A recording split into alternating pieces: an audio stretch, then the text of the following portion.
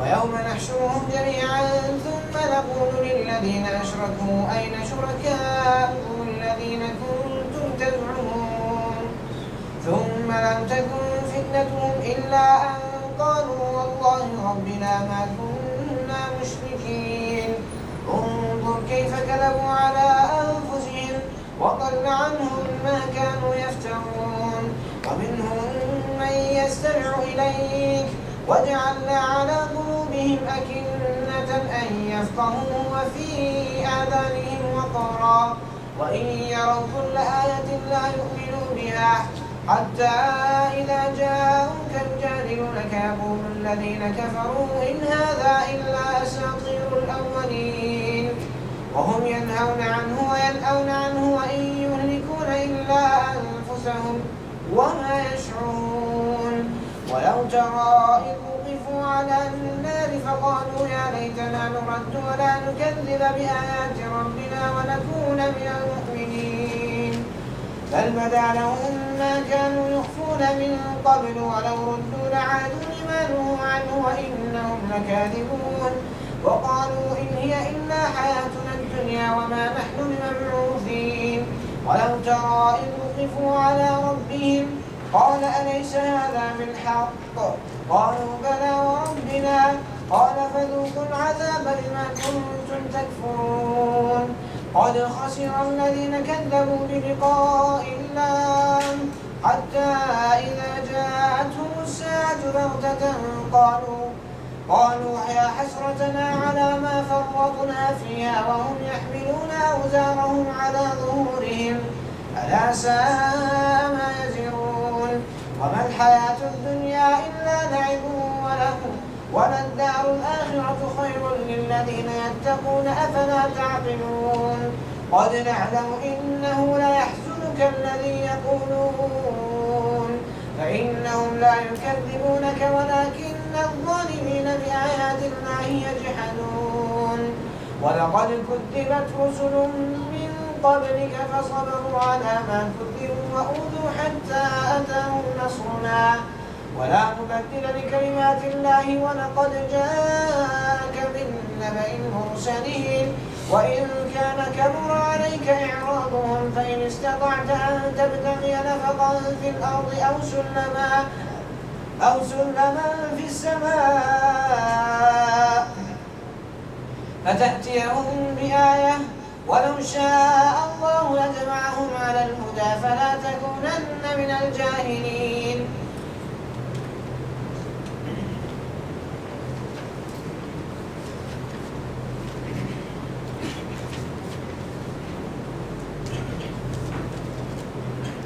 ان سے پوچھو کس کی گواہی سب سے بڑھ کر ہے کہو میرے اور تمہارے درمیان اللہ گواہ ہے اور یہ قرآن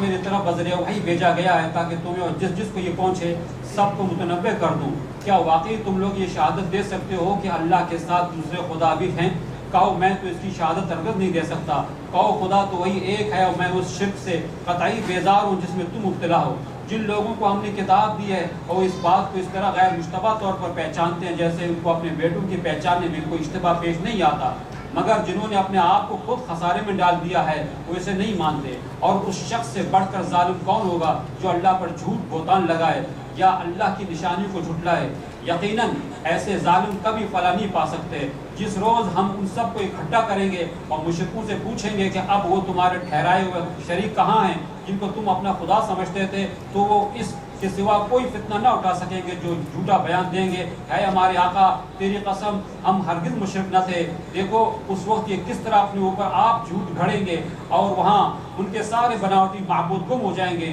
ان میں سے بعض لوگ ایسے ہیں جو کان لگا کر تمہاری بات سنتے ہیں مگر حال یہ ہے کہ ہم نے ان کے دلوں پر پردے ڈال رکھے ہیں جن کی وجہ سے وہ اس کو کچھ نہیں سمجھتے اور ان کے کانوں میں گرانی ڈال دی ہے کہ سب کچھ سننے پر بھی کچھ نہیں سنتے وہ کوئی نشانی دیکھ لیں اس پر ایمان لا کر نہ دیں گے حد یہ ہے کہ جب وہ تمہارے پاس آ کر تم سے جھگڑتے ہیں تو ان میں سے جن لوگوں نے انکار کا فیصلہ کر لیا ہے وہ ساری باتیں سننے کے بعد یہی کہتے ہیں کہ یہ ایک داستان پارینہ کے سوا کچھ نہیں وہ اس امر حق کو قبول کرنے سے لوگوں کو روکتے ہیں اور خود بھی اس سے دور بھاگتے ہیں. وہ سمجھتے ہیں کہ اس حرکت سے وہ تمہارا کچھ بگاڑ رہے ہیں، حالانکہ دراصل وہ خود اپنی ہی تباہی کا سامان کر رہے ہیں، مگر انہیں اس کا شعور نہیں ہے. کاش تم اس وقت ان کی حالت دیکھ سکتے جب وہ دوزخ کے کنارے کھڑے کیے جائیں گے. اس وقت وہ کہیں گے کاش کوئی صورت ایسی ہو کہ ہم دنیا میں پھر واپس بھیجے جائیں اور اپنے رب کی نشانیوں کو نہ جھٹلائیں اور ایمان لانے والوں میں شامل ہوں. در حقیقت یہ بات وہ محض اس وجہ سے کہیں گے کہ جس حقیقت پر انہوں نے پردہ ڈال رکھا تھا وہ اس وقت بے نقاب ہو کر ان کے سامنے آ چکی ہوگی. ورنہ اگر انہیں اس ثابت زندگی کی طرف واپس بھیجا جائے تو پھر وہی سب کچھ کریں گے جس سے انہیں منع کیا گیا ہے. وہ تو ہیں ہی جھوٹے، اس لیے اپنی اس خواہش کے اظہار میں بھی جھوٹی سے کام لیں گے. آج یہ لوگ کہتے ہیں کہ زندگی جو کچھ بھی ہے بس یہی دنیا کی زندگی ہے اور مرنے کے بعد ہرگز دوبارہ نہ اٹھائے جائیں گے. کاش وہ منظر تم دیکھ سکو جب یہ اپنے رب کے سامنے کھڑے کیے جائیں گے. اس وقت ان کا رب ان سے پوچھے گا کیا یہ حقیقت نہیں ہے؟ یہ کہیں گے ہاں ہمارے رب یہ حقیقت ہی ہے. وہ فرمائے گا اچھا تو اب اپنی انکار حقیقت کی پاداش میں عذاب کا مزہ چکھو. نقصان میں پڑ گئے وہ لوگ جنہوں نے اللہ سے اپنی ملاقات کی اطلاع کو جھوٹ قرار دیا. جب اچانک وہ گھڑی آ جائے گی تو یہی لوگ کہیں گے افسوس ہم سے اس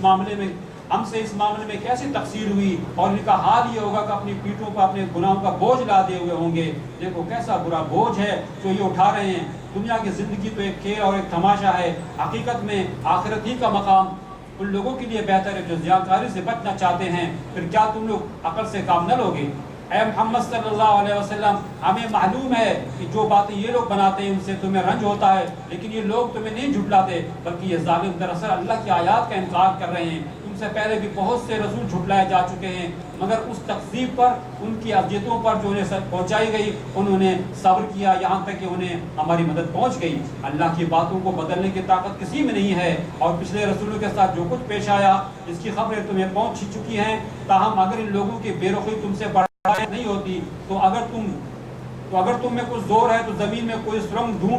ڈھونڈو یا آسمان میں سڑی لگاؤ اور ان کے پاس کوئی نشانی لانے کی کوشش کرو. اگر اللہ چاہتا تو ان سب کو ہدایت پر جمع کر سکتا تھا. لہذا نادان مت بنو، دعوت حق پر لبیک وہی لوگ کہتے ہیں جو سننے والے ہیں. رسول اللہ صلی اللہ علیہ وسلم کی رسالت کا وہ انکار کرتے تھے یا اس کے سوالات اٹھاتے تھے. تو یہاں پہ ایک آیت ہے کہ قل ای شیء اکبر شہادت، اے نبی ان سے پوچھیں، آپ کہیں کہ اس بارے میں سب سے بڑی گواہی کس کی ہو سکتی ہے؟ قل اللہ، کہہ دو کہ اللہ کی، یعنی اللہ کا میں رسول ہوں، اللہ کا نبی ہوں، تو اس سلسلے میں اللہ کی گواہی سب سے بڑی ہو سکتی ہے. تو اس بارے میں اللہ گواہ ہے کہ میں اللہ کا رسول ہوں اور وہی میرے اور تمہارے درمیان گواہ ہے. اور پھر بتلایا کہ یہ قرآن میری طرف اس لیے نازل کیا گیا ہے، اس کی وحی کی گئی ہے تاکہ اس کے ذریعے سے میں تمہیں بھی انذار کر دوں اور جس تک وہ قرآن پہنچے. اور دوسرا ایک مفہوم یہ بھی ہے کہ میں بھی اس کے ذریعے سے انذار کروں اور میرے بعد جب جس تک بھی یہ قرآن پہنچے وہ بھی یہ انذار کا اس کے ذریعے سے کام کرے. اور فرمایا اہل کتاب کے بارے میں کہ اس کتاب کے کتاب الہی ہونے کے بارے میں اہل کتاب اسی طرح اس کو جانتے ہیں کہ جس طرح سے اپنے بچوں کو پہچانتے ہیں کہ بچوں کے بارے میں کسی کوئی اشتباہ نہیں ہوتا،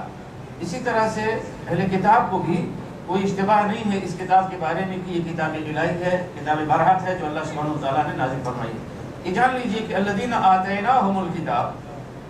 جنہیں ہم نے کتاب بخشی، اس کا ترجمہ ہے. اور قرآن شریف میں ایک دوسری تعبیر بھی آتی ہے الذین اوتوا الکتاب، جنہیں کتاب دی گئی. تو بالعموم الذین آتیناہم الکتاب اللہ سبحانہ وتعالیٰ جب فرماتے ہیں تو اس سے مراد اہل کتاب کے اچھے لوگ ہوتے ہیں جو قرآن شریف اور رسول اللہ صلی اللہ علیہ وسلم پر ایمان لانے والے لوگ ہیں. اور جب الذین اوتوا الکتاب کہا جاتا ہے تو اس سے وہ ان کے برے لوگ جو قرآن شریف اور رسول اللہ صلی اللہ علیہ وسلم کے مقابلے میں تکذیب کا رویہ اپناتے ہیں. تو یہاں پہ اچھے گروہ کے بارے میں کہا جا رہا ہے کہ جنہیں ہم نے کتاب بخشی ہے وہ اس کتاب کو جانتے ہیں اسی طرح سے جس طرح سے اپنے بچوں کو جانتے ہیں. اور رہ گئے وہ لوگ جو اپنے آپ کو جنہوں نے تباہ کرنے کا فیصلہ کر لیا ہے خود، تو یہ وہ لوگ ہیں کہ اس پر ایمان نہیں لائیں گے. آگے فرمایا کہ یہی لوگ جو آج اپنے شرک پر ڈٹے ہوئے ہیں اور توحید کو جھٹلا رہے ہیں، تو ان سے وَيَوْمَ نَحْشُرُهُمْ جَمِيعًا، ان سب کو جب ہم اکٹھا کریں گے، جمع کر کے اپنے سامنے لا کھڑا کریں گے اور پھر ان سے کہیں گے مشرکین سے کہ تمہارے شرکا کہاں ہیں، یعنی جن لوگوں کو تم نے اللہ کی خدائی میں اور اس کی ربوبیت میں اور اس کے حق عبادت میں تم نے شریک ٹھہرایا تھا اپنے گمان کے مطابق، اپنے ظن کے مطابق، تو وہ ہیں کہاں. تو اس وقت وہ جو فتنہ اٹھائیں گے یا چال چلنے کی کوشش کریں گے وہ یہی ہے کہ اس سے زیادہ اور کچھ نہیں ہوگی کہ وہ کہیں گے کہ پروردگار خدا کی قسم ہمارے رب ہم شرک نہیں کرتے تھے، یعنی وہاں پہ جھوٹ بولیں گے۔ دنیا میں تو ایک نہیں، جو جتنے بت ملتے ہیں، جتنی قبریں ملتی ہیں، جتنے استھان ملتے ہیں، سب کے سامنے سجدہ ٹیکتے چلے جاتے ہیں، ٹھیک ہے، لیکن وہاں جب پکڑے جائیں گے کوئی ہیں کہاں وہ جن کے سامنے تم جو ہے طواف کرتے تھے اور سجدے کرتے تھے اور نظریں چڑھاتے تھے، وہ سارے کہاں گم ہو گئے تمہارے شرکا؟ تب وہ کہیں گے کہ نہیں ہم تو کوئی شرک نہیں کرتے تھے۔ تو اللہ تعالیٰ فرمائیں گے دیکھو کس طرح سے خود اپنے کے خلاف یہ جھوٹ بول رہے ہیں، اور وہ سارے جن کے بارے میں دنیا میں بڑے دعوے تھے کہ بڑے وہ ہیں حلال المشاکل ہیں، مشکل کشا ہیں، اور پتہ نہیں غریب نواز ہیں اور کیا ہیں، وہ سارے کے سارے گم ہو جائیں گے، کوئی نظر نہیں آئے گا۔ اور آگے فرمایا اس میں آیت نمبر 25 میں آخر میں ہے کہ یقول اذا جاؤوک یجادلونک یقول الذین کفروا ان ھذا الا اساطیر الاولین، یہ کافر لوگ تمہارے پاس جھگڑا کرتے ہوئے جب آتے ہیں تو کہتے ہیں کہ یہ سارا جو کچھ تم سنا رہے ہو یہ داستان پارینہ ہے، یعنی پچھلوں کی کہانی ہے۔ اساطیر الاولین مشرکین کے یا کفار کے یا مکذبین کی زبان سے قرآن شریف میں ہمیشہ یعنی یہ لفظ آیا ہے، وہ خواہ رسول اللہ صلی اللہ علیہ وسلم کے مکذبین ہوں، ان سے پہلے جتنے انبیاء کرام ہیں ان کے مکذبین ہوں، ہر ایک نے اپنے نبی کو یہی دانا دیا کہ کیا پیروں کی جو ہے نا داستانیں سنا رہے ہیں یا کسی بڑی بات سنا رہے ہیں۔ تو واقعہ یہ ہے کہ اللہ سبحانہ و تعالیٰ کا دین اپنے اصل اور حقیقت کے اعتبار سے ایک ہی رہا ہے، تو یہ تو ہو نہیں سکتا کہ حضرت عیسیٰ کچھ سنائے، حضرت محمد صلی اللہ علیہ وسلم کچھ سنائے، حضرت موسیٰ کچھ سنائے اور سب نے ایک ہی بات سنائی ہے۔ تو اس ایک ہی بات کو جب وہ سنتے کہ یہی بات تو فلاں نے بھی کہی، یہی بات ان سے پہلے اس نے کہی، یہ بات انہوں نے کہی، وہی بات آپ کہہ رہے ہیں، یعنی پرانی باتیں دہرا رہے ہیں، گویا وہ یہ توقع رکھتے ہیں جب یہ نئے نبی آئے ہیں تو ان تمام حقائق کو بدل کر، ان تمام تعلیمات کو چھوڑ کر کوئی نئی چیز ایسی سنائیں جو انسنی ہو، پہلی بار جو ہے سنی جا رہی۔ تو یہ ان کا یعنی حقیقت ان کی گمراہی تھی۔ اور دوسری وجہ یہ بھی تھی کہ اساطیر الاولین کہتے تھے کہ قرآن شریف میں پچھلی قوموں کے اور انبیاء کے ان کی قوموں کے قصے بیان ہوئے ہیں، تو بھی کہتے ہیں کہ یہ قصے سنا رہے ہیں تو پچھلی قوموں کے ہو چکا، ایسا ہوتا رہتا ہے، گردش زمانہ ہے، تو کبھی اس طرح سے ہو گیا زلزلہ آ گیا، ایک گردش ہے، طوفان آ گیا،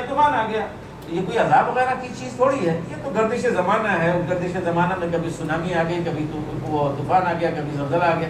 یہ ان کی توجیہ اور تعویل ہوا کرتی تھی ہر عذاب کے بارے میں۔ تو پھر اس کے بعد فرمایا یہی جو ظالم خود بھی یعنی اللہ کے دین سے دور بھاگتے ہیں اور دوسروں کو بھی روکتے ہیں اور اس طرح سے اپنے آپ کو ہلاکت میں ڈالتے ہیں، ان کے بارے میں فرمایا کہ وَلَوْ تَرَىٰ إِذْ وُقِفُوا عَلَى النَّارِ، کاش کہ تم وہ منظر دیکھ سکتے جب یہ جہنم کے کنارے کھڑے کیے جائیں گے، آگ کے کنارے کھڑے کیے جائیں گے، فَقَالُوا يَا لَيْتَنَا نُرَدُّ وَلَا نُكَذِّبَ بِآيَاتِ رَبِّنَا، تو اس وقت یہ کہیں گے کہ کاش کہ ہمیں پلٹا دیا جاتا اور پھر ہم اپنے رب کی آیات کو نہ جھٹلاتے اور نکون من المؤمنین، اور اہل ایمان میں ہم شامل ہو جاتے۔ تو یہاں پہ ان کی آنکھ کھلے گی کب؟ جب مشاہدہ حق ہو جائے گا، ایک حقیقت جو ہے آنکھوں کے سامنے یعنی آ جائے گی، ورنہ یہ کہ حق کو سوچ سمجھ کے اس کے نتیجے میں جو فکر و عمل کی تبدیلی ہوتی ہے، وہ فکر و عمل کی تبدیلی ان کے اندر آج بھی نہیں پائی جاتی، بلکہ وہ دیکھ لیا چاہے نہ چاہے ان کے سامنے حقیقت وہ آ گئی ہے، اور وہ حقیقت وہ ہے کہ جو انہیں پسند نہیں تھی۔ جب وہ کہہ رہے تھے کہ ہمیں کاش پلٹایا جائے دنیا میں، تو اللہ تعالیٰ آگے فرماتے ہیں کہ اگر دنیا میں ان کو پھر جو ہے بھیجا جائے اور موقع دیا جائے تو پھر وہی حرکتیں کریں گے جو پہلے کرتے رہے ہیں، یہ سدھرنے والے نہیں ہیں، اس لیے کہ ان کے آج بھی کوئی تبدیلی نہیں آئی ان کی سوچ میں، ان کے خیال میں، ان کے عمل میں۔ پھر دنیا کے بارے میں کہتے ہیں کہ دنیا کی زندگی ہی بس ہے، ہم آئے، پیدا ہوئے، جیے، جوان ہوئے اور بوڑھے ہو گئے، مر گئے، ختم، اس کے بعد ہمیں اٹھایا نہیں جائے گا، یعنی بعث بعد الموت یا آخرت